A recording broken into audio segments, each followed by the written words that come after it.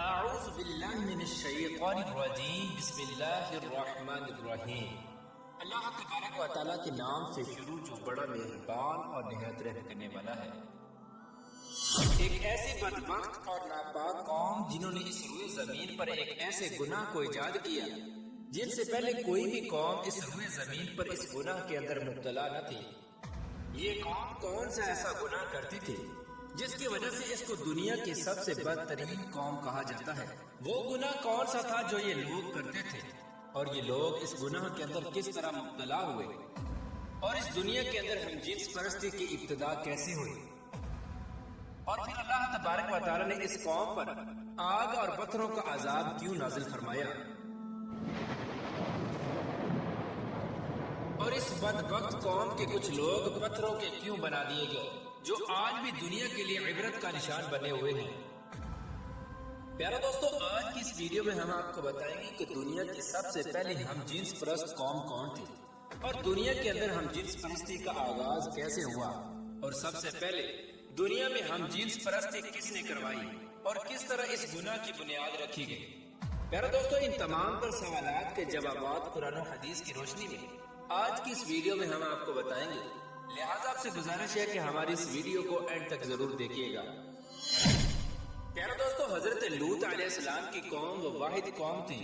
جو دنیا کی بدترین فحاشی کرتی تھی۔ یہ لوگ اتنے گھٹیا تھے کہ عورتوں کو چھوڑ کر مردوں کے ساتھ ہم جنس پرستی کیا کرتے تھے، اور عورتوں کی بجائے مردوں کے ساتھ اپنی خواہشات پوری کیا کرتے تھے۔ شہر سدوم میں رہنے والی یہ قوم حضرت لوط علیہ السلام کی امت تھی۔ حضرت لوط علیہ السلام کو اللہ تبارک و تعالیٰ نے نبوت سے سرفراز فرمایا تھا۔ حضرت لوط علیہ السلام حضرت ابراہیم علیہ السلام کے بھتیجے ہیں، اور آپ کو اللہ تبارک و تعالیٰ نے شہر سدوم کی طرف نبی بنا کر بھیجا تھا۔ چونکہ حضرت لوط علیہ السلام کے والد کا انتقال بچپن ہی میں ہو گیا تھا، اسی وجہ سے حضرت ابراہیم علیہ السلام نے حضرت لوط علیہ السلام کو بچپن ہی سے پالا تھا، اور حضرت لوط علیہ السلام حضرت ابراہیم علیہ السلام کے پاس ہی رہے تھے۔ حضرت لوط علیہ السلام اپنے والد کے انتقال کے بعد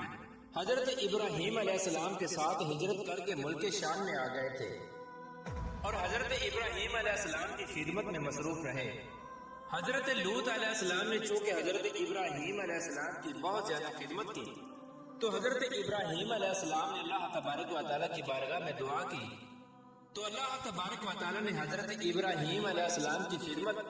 اور دعا کے صدقے حضرت لوط علیہ السلام کو نبوت عطا فرمائی۔ پیارا دوستو، حضرت لوط علیہ السلام کی قوم دنیا کی بدترین قوم ہے، اور یہ عورتوں کو چھوڑ کر مردوں کے ساتھ اپنی خواہشات پوری کیا کرتے تھے۔ لیکن یہ لوگ اس گناہ کے اندر مبتلا کس طرح ہوئے، اور کس چیز نے اس قوم کو اس گناہ پر اکسایا؟ اس کے بارے میں روایات میں آتا ہے کہ جس شہر میں یہ قوم رہتی تھی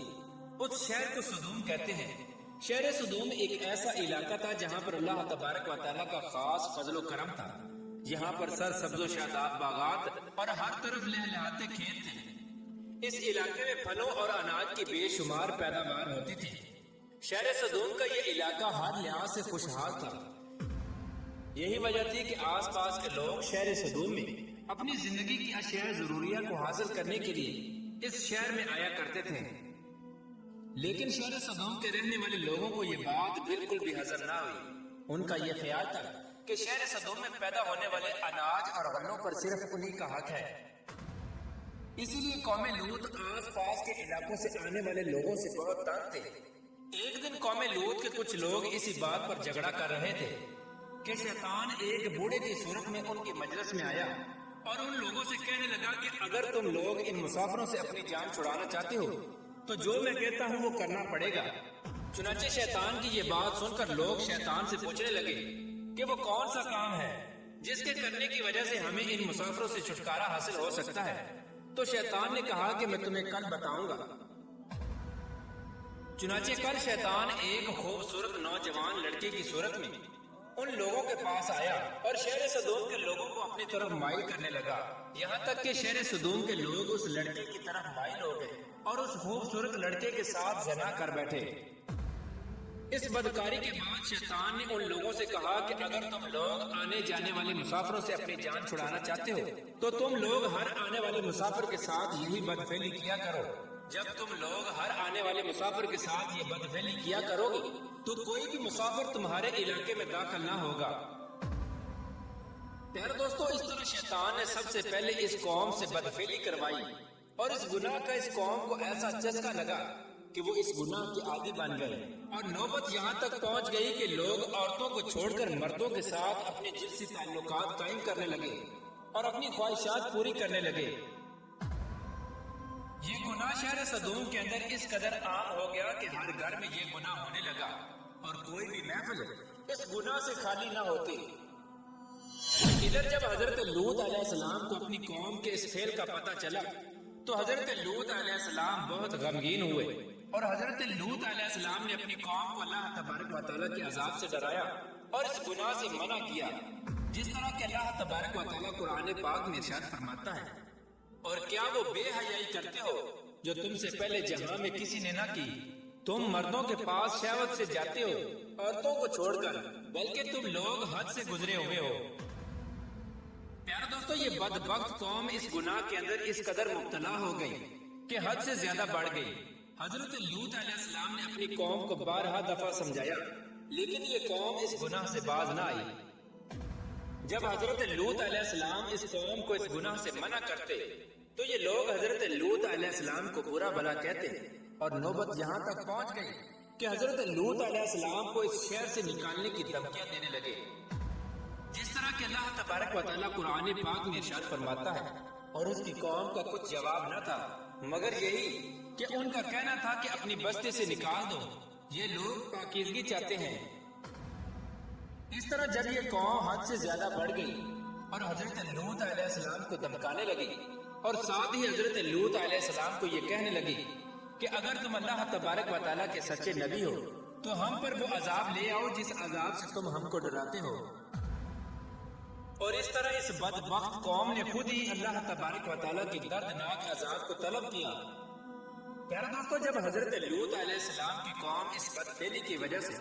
قابل ہدایت نہ رہی تو اللہ تبارک و تعالیٰ کی طرف سے دردناک عذاب آ گیا۔ چنانچہ حضرت جبرائیل علیہ السلام چند فرشتوں کے ہمراہ خوبصورت نوجوان لڑکوں کی صورت میں مہمان بن کر حضرت لوط علیہ السلام کے گھر میں تشریف لائے۔ ادھر جب حضرت لوط علیہ السلام نے ان خوبصورت اور نوجوان مہمانوں کو دیکھا تو حضرت لوط علیہ السلام بہت فکر مند ہوئے، کیونکہ ان کی قوم پہلے ہی اس فعل بد میں بہت زیادہ سرکشی کر چکی تھی، لہٰذا وہ ان خوبصورت مہمانوں کو دیکھ کر مزید فکر مند ہو گئے۔ چنانچہ حضرت لوط علیہ السلام کی بیوی جو حقیقت میں منافقہ تھی، جب اس نے ان مہمانوں کو دیکھا تو وہ چپکے سے شہر صدوم کے لوگوں کے پاس چلی گئی اور ان خوبصورت مہمانوں کے بارے میں ان کو بتانے لگی اور ان سے کہنے لگی کہ ہمارے گھر میں خوبصورت لڑکے آئے ہوئے ہیں، اور شہر صدوم کے لوگوں کو اس بدفعلی کی طرف دعوت دینے لگی۔ چنانچہ شہر صدوم کے بدفعلوں کو جب اس بات کا پتہ چلا تو تمام لوگوں نے حضرت لوط علیہ السلام کے گھر کا محاصرہ کر لیا، اور یہ لوگ ان مہمانوں کے ساتھ بدفعلی کرنے کے ارادے سے حضرت لوط علیہ السلام کے گھر کی دیواروں پر چڑھنے لگے۔ چنانچہ حضرت لوط علیہ السلام نے جب یہ منظر دیکھا تو اپنے مہمانوں کو ایک کمرے میں چھپا دیا، اور حضرت لوط علیہ السلام نے اپنی قوم کے بدفعلوں کو نہایت دل سوزی کے ساتھ سمجھانا شروع کر دیا، مگر ان بد ارادہ لوگوں نے اور بد کردار لوگوں نے حضرت لوط علیہ السلام کی کوئی بھی بات نہ مانی، اور اس قوم کے بدبخت لوگ حضرت سیدنا لوط علیہ السلام سے کہنے لگے کہ ان خوبصورت نوجوانوں کو ہمارے حوالے کر دو تاکہ ہم ان کے ساتھ اپنی خواہشات پوری کر سکیں۔ ان لوگوں کی یہ بات سن کر حضرت لوط علیہ السلام نہایت ہی رنجیدہ ہوئے۔ یہ تمام تر معاملات وہ خوبصورت نوجوان بھی دیکھ رہے تھے جو حقیقت میں اللہ تبارک و تعالیٰ کی طرف سے بھیجے ہوئے فرشتے تھے، جو اللہ تبارک و تعالیٰ کا عذاب لے کر نازل ہوئے تھے۔ چنانچہ اتنی میں حضرت جبرائیل علیہ السلام نے حضرت لوط علیہ السلام سے فرمایا، یا نبی اللہ، آپ غمگین نہ ہو، ہم اللہ تبارک و تعالیٰ کی طرف سے بھیجے ہوئے فرشتے ہیں، اور ان بدکاروں پر اللہ تبارک و تعالیٰ کا دردناک عذاب لے کر نازل ہوئے ہیں۔ اس وقت رات کا وقت تھا، چنانچہ حضرت جبرائیل علیہ السلام نے حضرت لوط علیہ السلام سے فرمایا کہ آپ مومنین کو اور اپنے اہل و عیال کو لے کر صبح ہونے سے پہلے پہلے اس بستی سے نکل جائیں، اور خبردار کوئی بھی شخص پیچھے مڑ کر نہ دیکھے، ورنہ جو شخص پیچھے مڑ کر اس بستی کی طرف دیکھے گا وہ بھی اللہ تبارک و تعالیٰ کے اس دردناک عذاب کے اندر مبتلا ہو جائے گا۔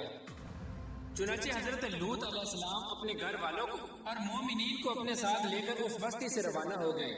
اس کے بعد حضرت جبرائیل علیہ السلام اس شہر کی 5 بستیوں کو اپنے پروں پر لے کر آسمان کی طرف بلند ہوئے اور کچھ اوپر جا کر ان 5 بستیوں کو زمین پر الٹ دیا، اور پھر اس کے بعد اللہ تبارک و تعالیٰ نے اس بدبخت قوم پر پتھروں اور آگ کی بارش برسا دی، اور اس طرح اللہ تبارک و تعالیٰ کے اس دردناک عذاب کے اندر قوم لوط کی لاشوں کی برکسیں اڑ گئے، اور اللہ تبارک و تعالیٰ کے اس دردناک عذاب نے شہر سدوم کو تہس نہس کر دیا۔ اسی دوران جب یہ اللہ تبارک و تعالیٰ کا دردناک عذاب نازل ہو رہا تھا تو حضرت لوط علیہ السلام کی بیوی جو کہ حقیقت میں منافقہ تھی اور قوم لوط کے بدکار لوگوں سے محبت کرنے والی تھی، اس نے اچانک مڑ کر پیچھے دیکھا تو وہ بھی اللہ تبارک و تعالیٰ کے اس دردناک عذاب کے اندر مبتلا ہو گئی اور وہ ایک پتھر کے مجسمے میں تبدیل ہو گئی۔ پیارے دوستو، اس طرح دنیا کے اندر ہم جنس پرستی کی ابتدا ہوئی، اور اس طرح اللہ تبارک و تعالیٰ نے دنیا کی سب سے بدکار قوم کو دنیا کے لیے عبرت کا نشان بنایا اور ان پر اپنا دردناک عذاب نازل فرمایا اور شہر سدوم کے لوگوں کو صفائی ہستی سے مٹا دیا۔ اللہ تبارک و تعالیٰ سے دعا ہے کہ اللہ تبارک و تعالیٰ ان تمام تر برائیوں سے ہمیں بچائے جن برائیوں کے اندر مبتلا ہو کر پہلی قومیں ہلاک ہوئیں اور اللہ تبارک و تعالیٰ کے دردناک عذاب کی مستحق قرار پائیں۔